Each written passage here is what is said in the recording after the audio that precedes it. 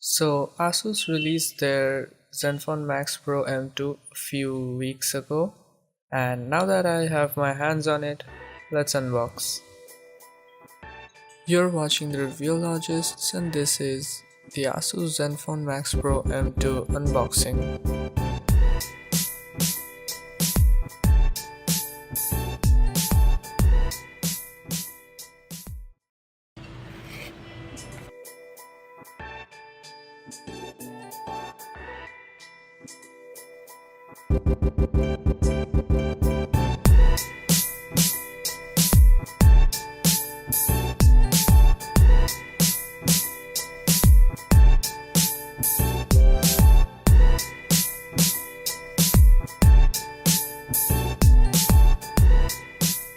Okay, so that was the box, and here we have another beautiful blue box inside. It says "We love photo." Who does not, right? Here we have the SIM ejection tool. Let's keep it aside and see what else we have. This is just the IMEI information. And we have the user manual and warranty information. Keeping these aside, we come to the Zenfone Max Pro M2. As you can see, it boasts of max performance, max battery and max durability. I sure hope it lives up to its hype.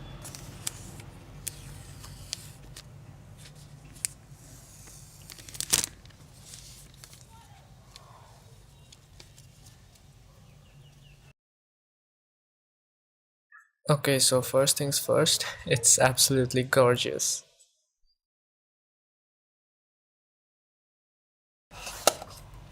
Underneath this, we have the charging adapter. As you can see, it has the Asus branding and it has an output of 2 ampere, so no quick charging, I guess.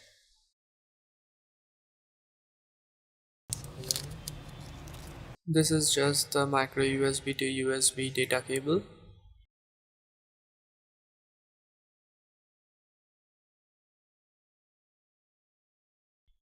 And we also get a TPU case. This will go a long way in preventing fingerprints.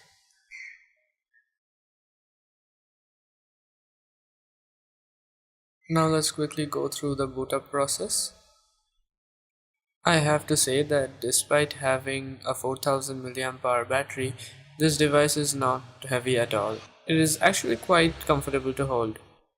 It also has Gorilla Glass 6, now that's a first in this segment. So it should survive a few drops with ease. What I am worried about though is getting fingerprints on this glossy back. And here's a lesser known fact: if you do buy this phone, you get 100 GB of Google Drive storage for free for a year. After that you have to pay for it. Now let's take a look at the phone in all its glossy glory.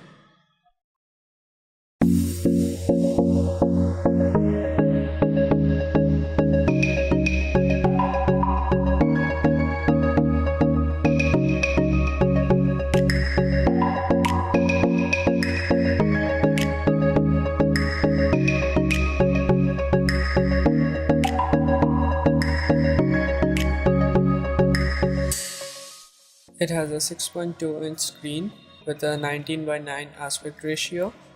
The screen resolution is 1080 by 2280, and it is protected by Gorilla Glass 6. It runs on the Qualcomm Snapdragon 660 and Adreno 512 GPU. It comes in 3, 4 and 6 GB RAM versions and runs on the stock Android Oreo 8.1. This phone also has a 4000 mAh battery. As for the storage, it comes in 32 or 64 GB variants, both of which can be expanded up to 512 GB with an external microSD card. Now coming to the camera, it has a 13 megapixel front camera with an f2.0 aperture. It has a 12 megapixel primary camera with a 5 megapixel depth sensor. They have an f1.8 and f2.4 apertures respectively. It is equipped with EIS and can record 4K videos at 30 frames per second. Another thing I like is that you can enable camera to API without rooting this device. Like, all you have to do is connect it to a computer, download a few files, and execute a few lines of code into the terminal. And then the camera to API will be enabled, and you will be able to access your camera's deeper features like manual focus, shutter speed, ISO, and whatnot. So yes, the camera is definitely quite capable. See a few shots I took with the stock camera.